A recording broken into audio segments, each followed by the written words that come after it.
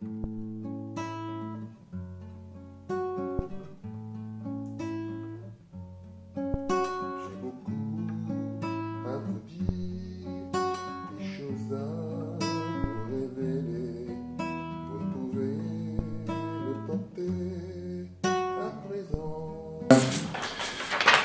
frères et sœurs, Jean-Marc Bali, serviteur de l'Éternel. Je viens pour une nouvelle vidéo, qui concerne aujourd'hui un sujet donc, sur le Saint-Esprit, un message que j'ai appelé l'Esprit du Père. L'Esprit du Père. Voilà, donc c'est un message qui permet d'entrer plus dans la compréhension du Père, dans la révélation du Père à travers son esprit, puisque le Père ne fait rien sans son esprit, n'est-ce pas? Voilà. Alors je vais d'abord prier, puis on va entrer dans le message. Père, je te rends grâce. Père, je te bénis. Père, tu es le Tout-Puissant, le Créateur du ciel et de la terre. Tu es le tout fidèle, fidèle au-delà de toute mesure humaine. Je te rends grâce, Seigneur, je te bénis. Je te demande, Seigneur, d'ouvrir les yeux et les oreilles de ceux qui écouteront ce message afin qu'ils puissent en bénéficier et qu'ils reçoivent une grâce aujourd'hui, maintenant ou plus tard, s'ils l'écoutent plus tard.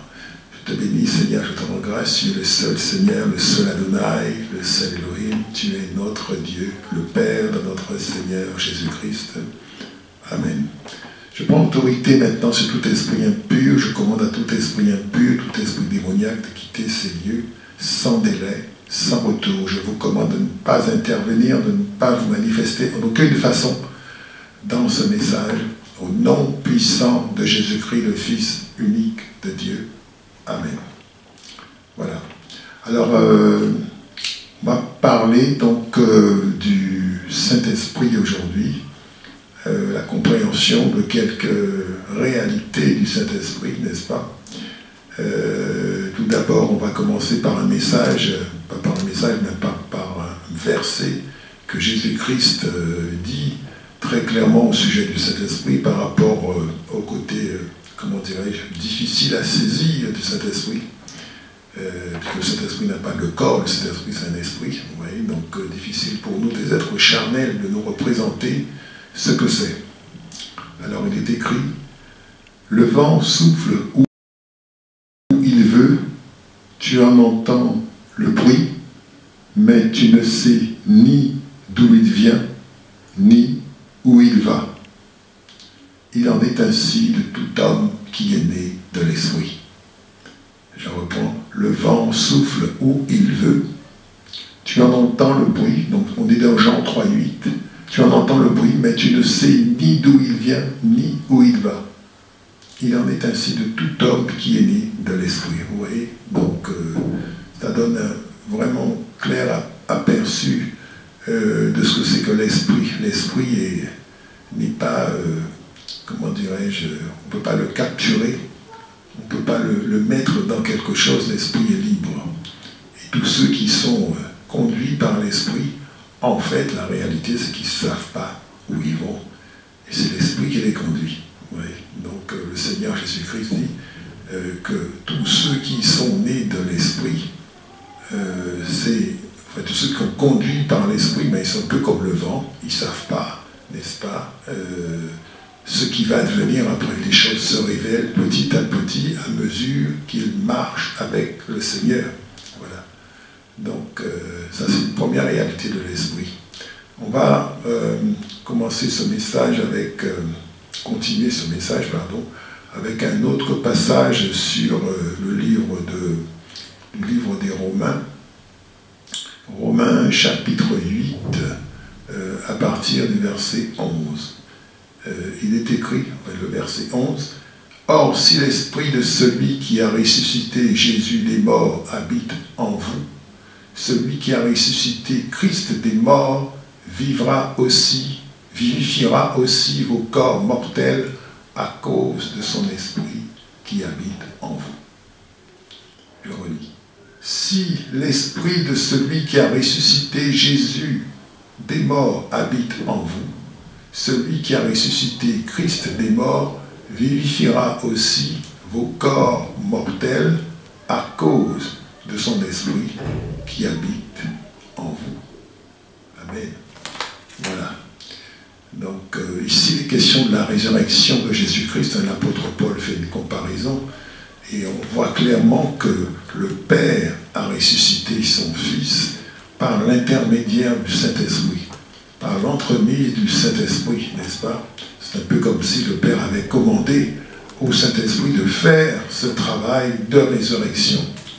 Et donc le Père utilise son esprit, donc c'est pour ça qu'on l'appelle l'Esprit du Père, ou Esprit qui vient du Père. Voilà.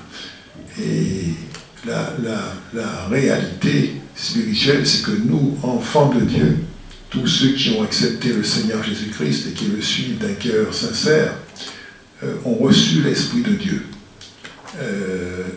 Cet esprit en nous est le gage effectivement aussi de notre résurrection. La vie chrétienne est une vie où il y a une espérance. Nous avons une espérance dans ce monde. Les hommes et les femmes qui sont sans le Christ vont tout investir dans cette vie et vont dire voilà, ben, j'ai bien bu, j'ai bien mangé et ma vie s'est passée comme ça et puis voilà, et puis ça va s'arrêter là et puis terminer. Ça c'est ce qu'ils pensent. Mais nous, enfants de Dieu, nous savons qu'effectivement, il y a quelque chose après. Nous avons une espérance. Et nous savons que notre espérance, ce n'est rien d'autre, rien de moins que la vie éternelle avec Jésus-Christ, n'est-ce pas? Donc ça, c'est important. Et cette vie qui va nous être donnée, va nous être communiquée par l'Esprit du Père qui est en nous également. Donc tout comme Jésus-Christ, nous allons aussi ressusciter pour ceux qui s'en iront. Si le Christ tarde à revenir. Voilà. Alors, deuxième passage que je veux lire, c'est dans le livre des Corinthiens. Corinthiens chapitre 12, verset 3. Corinthiens chapitre 12, il est écrit « C'est pourquoi je vous déclare que nul, s'il parle par l'Esprit de Dieu, ne dit « Jésus est anathème » et que nul ne peut dire « Jésus est le Seigneur » si ce n'est par le Saint-Esprit. Encore une fois. 1 Corinthiens chapitre 12, verset 3.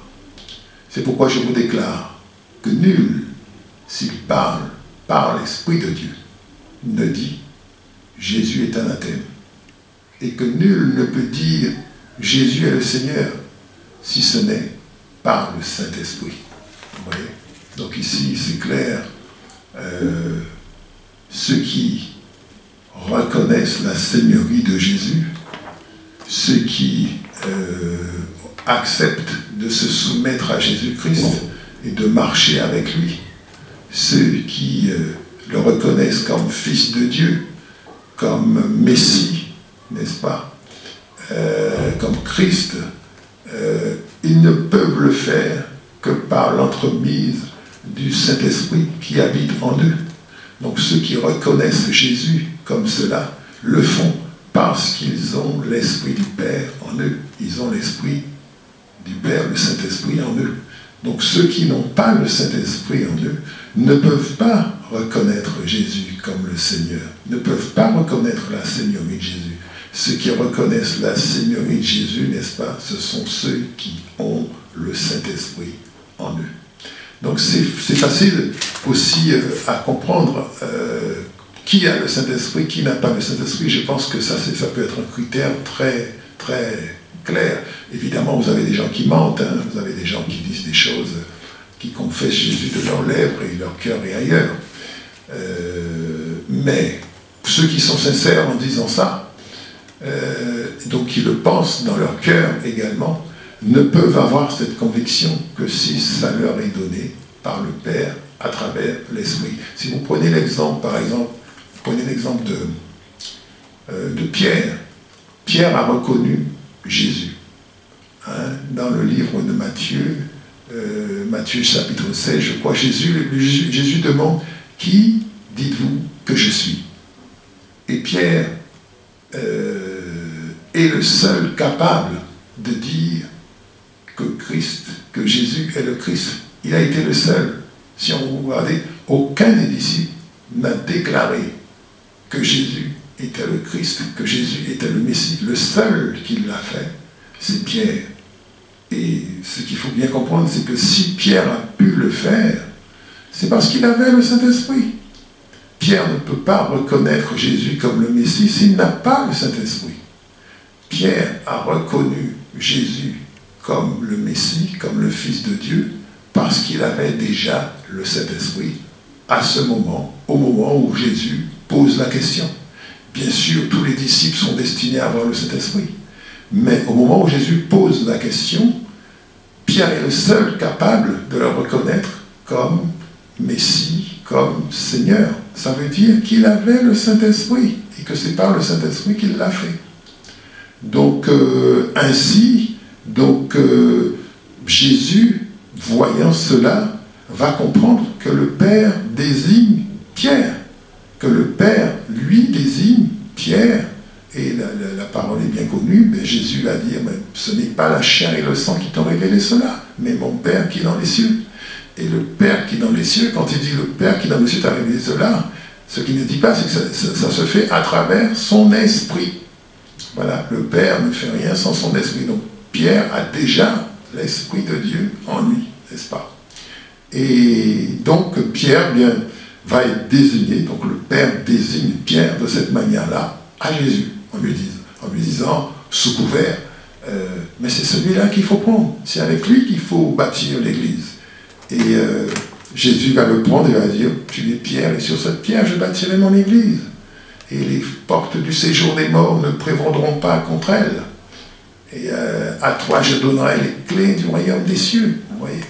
Et il dit, tout ce que tu délieras sur la terre aura été délié dans les cieux, tout ce que tu lieras sur la terre aura été lié dans les cieux. Ça, c'est un passage très important, c'est les attributions de Pierre. Il a le pouvoir de lier et de délier à condition que ça ait été lié ou délié dans les cieux. Donc ça veut dire, avant de lier ou de délier, il faut entendre d'en haut ce qui s'est dit. D'accord? Donc c'est par rapport à cette capacité d'entendre d'en haut que le pouvoir de lier ou de délier lui est accordé. D'accord? Donc Pierre est mis à part et le Christ fait une alliance avec Pierre, d'accord, pour bâtir son Église sur des fondements spirituels et il va dire les portes du séjour des morts ne prévaudront pas contre elle. Donc ça veut dire que le Christ, il sait déjà que l'Église va être attaquée, il sait déjà que l'Église va avoir tout un tas de problèmes, mais il a mis les fondements spirituels pour dire les portes du séjour des morts ne prévaudront pas contre elle. C'est une alliance. C'est qu'il ne dit pas son nom, mais c'est une alliance avec Pierre, n'est-ce pas? Donc c'est un disciple qui est considéré un peu à part par rapport aux autres.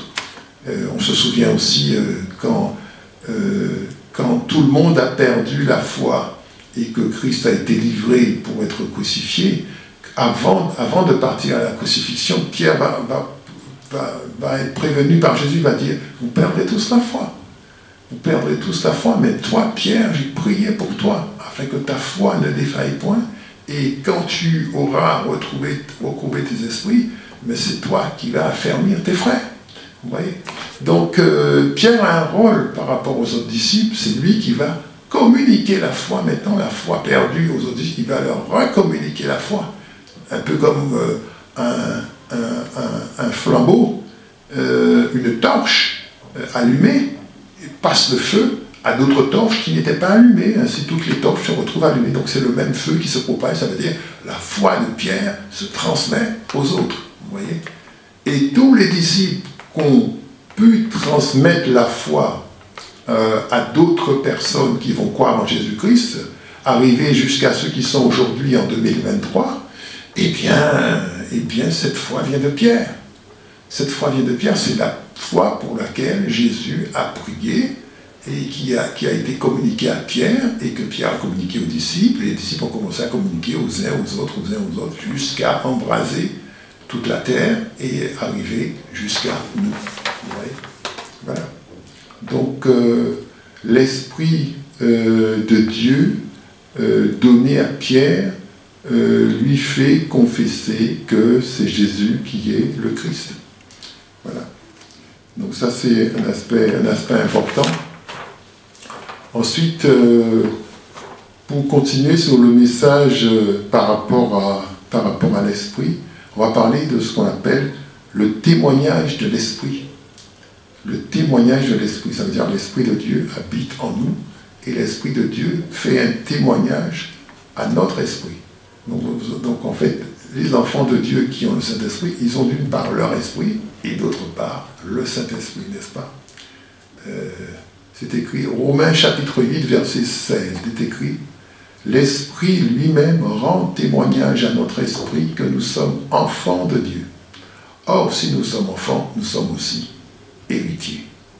Héritiers de Dieu et co-héritiers de Christ, si toutefois nous souffrons avec lui, afin de prendre aussi part à sa gloire.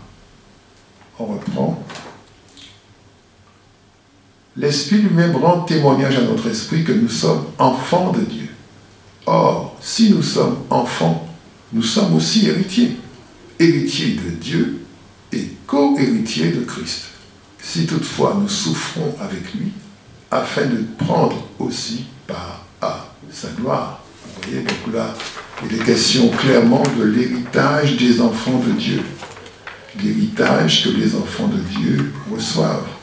Donc effectivement, les enfants de Dieu ont droit à un héritage que leur Père leur réserve. Tout comme le Christ hérite, nous aussi, tous ceux qui croient en Jésus-Christ, héritent, n'est-ce pas? Effectivement, la condition, c'est de rester ferme et de rester à sa suite, en dépit des persécutions, n'est-ce pas? En dépit de ce que le monde des ténèbres peut faire pour nous faire lâcher la foi. Mais tous ceux qui résisteront et qui resteront fidèles jusqu'à la fin, ou jusqu'au terme de leur vie sur la terre, seront qualifiés de façon définitive comme enfants de Dieu et vont, à ce titre, avoir droit à un héritage. Alors on parle un peu de cet héritage dans le livre de Pierre, 1 Pierre 4. 1 Pierre 4, il est écrit « Pour un héritage qui ne peut ni se corrompre, ni souiller, ni flétrir, lequel vous est réservé dans les cieux. » Pour un héritage, 1 Pierre 1, 4, pardon, pour un héritage qui ne peut ni se corrompre, ni souiller, ni flétrir, lequel vous est réservé dans les cieux. D'accord? Donc, ça veut dire que c'est un héritage qui est dans les cieux. C'est un héritage aussi incorruptible, puisque nous, dans notre état charnel, nous sommes dans la corruptibilité. Donc, ce qui est promis, c'est quelque chose d'incorruptible, et nous aussi, nous devons devenir incorruptibles, n'est-ce pas? Donc, ceci doit constituer pour nous un grand intérêt, le plus grand intérêt, qui est la gloire que le Père nous réserve. Donc le Père nous réserve une gloire qui est une gloire éternelle et qui est sans commune mesure avec les gloires terrestres qu'on peut avoir ici-bas. Donc effectivement, il y a les gloires sur la terre. Les gens peuvent être dans la gloire sur la terre, mais il faut savoir que c'est une gloire qui est passagère. Et cette gloire sur la terre n'est pas la même que la gloire que le Père nous réserve au ciel. Donc, l'enfant de Dieu doit faire attention à ce à quoi son cœur s'attache. Est-ce que son cœur va s'attacher à la gloire qui est sur la terre, ou est-ce que son cœur va s'attacher à la gloire qui est dans les cieux, la gloire du Père, la gloire éternelle? Alors, il est écrit dans le livre de Matthieu, chapitre 6, verset 21, « Là où est ton trésor, là aussi sera ton cœur, n'est-ce pas? Là où est ton trésor, là aussi sera ton cœur. » Donc ce que j'ai choisi, c'est là que mon cœur sera. Donc certains seront pour la gloire d'en bas et vont tout faire, vont travailler pour la gloire d'en bas, c'est-à-dire la gloire terrestre, la gloire des hommes, la gloire passagère. Et puis, ceux qui sont en Jésus-Christ, normalement, devraient placer leur cœur et leur espérance dans la gloire d'en haut. Et donc c'est une gloire qui ne se flétrit pas, qui ne se corrompt pas, n'est-ce pas? Et c'est une gloire éternelle, c'est une gloire qui demeure à toujours. Donc attention à ne pas placer son cœur dans des choses qui sont éphémères, dans des choses qui sont passagères. L'enfant de Dieu, c'est quelqu'un qui a compris ça, qui doit comprendre ça, qui doit comprendre que son Père lui a réservé une gloire qui est sans commune mesure et sans rapport avec la gloire qui est en bas. Amen. Merci Seigneur. Je rends grâce au Seigneur notre Dieu, le Tout-Puissant, de nous révéler ces choses. Il est écrit, je te loue Seigneur, Père du ciel et de la terre, de ce que tu as caché ces choses aux sages et aux intelligents et que tu les révélées aux petits. Je crois que c'est Matthieu 11, chapitre 25. Voilà, le livre de Matthieu. Voilà. Voilà. Donc, voilà. Donc, dernier point que je voudrais mettre sur ce, par rapport au Saint-Esprit. Parler du Saint-Esprit, on va parler d'un point très important qui est la prière. La prière de l'Esprit. La prière de l'Esprit, on en parle dans le livre des Romains. Toujours le livre des Romains, Romains chapitre 8, versets 26 à 27. Il est écrit: de même aussi, l'Esprit nous aide dans notre faiblesse, car nous ne savons pas ce qu'il nous convient de demander dans nos prières, mais l'Esprit lui-même intercède par des soupirs inexprimables, et celui qui sonde les cœurs connaît quelle est la pensée de l'Esprit, parce que c'est selon Dieu qu'il intercède en faveur des saints. D'accord? Donc les saints, c'est nous. Ceux qui croient en Jésus-Christ. Voilà, je reprends. Romains chapitre 8, versets 26 à 27. De même aussi, l'Esprit nous aide dans notre faiblesse, car nous ne savons pas ce qu'il nous convient de demander dans nos prières, mais l'Esprit lui-même intercède par des soupirs inexprimables, et celui qui sonde les cœurs connaît quelle est la pensée de l'Esprit, parce que c'est selon Dieu qu'il intercède en faveur des saints. Voilà. Donc, vous voyez, frères et sœurs, ici, il nous a dit quelque chose de très important. C'est que le Seigneur nous demande de prier, n'est-ce pas? Il dit prier sans cesse. Le problème, c'est que la prière doit atteindre sa cible.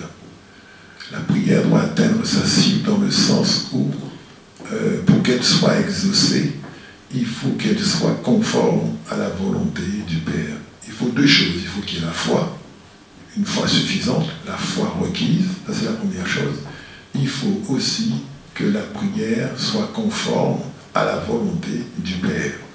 Et c'est ça qui fait que les prières peut-être ardentes, peuvent ne pas être exaucées. Donc nous avons besoin de quelqu'un qui regarde un peu par-dessus notre épaule pour voir ce qu'on fait et qui reformule la prière, je dirais, au Père. Donc l'Esprit Saint le fait. Il le fait pour nous, il le fait pour notre plus grand bénéfice, je dirais. Il le fait pour que nous puissions voir des fruits. Donc, quand nous manquons de révélation, nous ne savons pas prier, sur quoi prier, qu'est-ce qu'il faut demander. Voilà, le Saint-Esprit se charge de parler aussi devant le Père à notre place. Et je pense que c'est une chose dont nous ne pouvons pas nous passer. Donc, toujours être conscient de cela, de nos manques, et demander, n'est-ce pas, être ami au Saint-Esprit et lui demander, mais de prier aussi pour nous, parce que c'est sa prière à lui qui sera exaucée. C'est sa prière. Il va prier selon la volonté de Dieu. Il va prier selon ce que le Seigneur a prévu, selon la pensée du Seigneur. Donc la pensée du Saint-Esprit est en accord avec la pensée du Seigneur. Et la prière qu'il a faite pour nous sera exaucée. On a besoin de cette aide spirituelle qui est précieuse, qui est importante et qui est indispensable pour le disciple. D'accord? Voilà. Donc, voilà ce que je voulais vous dire, frères et sœurs, sur la prière. La prière sur l'Esprit du Père, n'est-ce pas? L'Esprit du Père qui est l'Esprit qui nous habite. Et l'Esprit qui est en nous et l'Esprit par lequel le Père opère en nous. Voilà, je vous bénis dans le nom puissant de Jésus-Christ de Nazareth et je vous dis à bientôt pour une nouvelle vidéo. Au revoir.